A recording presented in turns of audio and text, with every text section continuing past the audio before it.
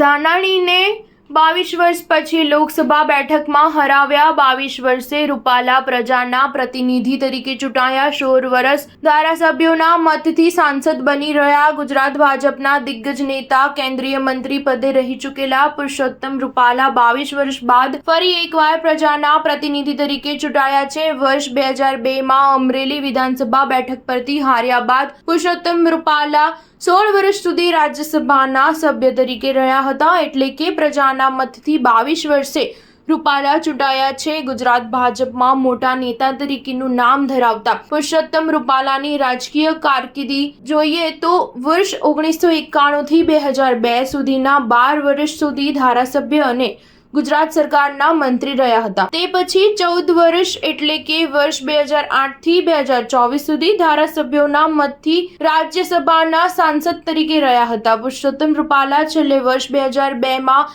અમરેલી વિધાનસભાની ચૂંટણીમાં કોંગ્રેસના પરેશ ધાનાણી સામે હારી ગયા હતા। તે પછી રૂપાલા પ્રજાની વચ્ચે જઈને મત માંગ્યા ન હતા। વર્ષ 2024માં પુરુષોત્તમ રૂપાલાને રાજ્યસભામાં રિપીટ કરવાને બદલે રાજકોટ લોકસભાની બેઠક પરથી ભાજપે ટિકિટ આપી હતી।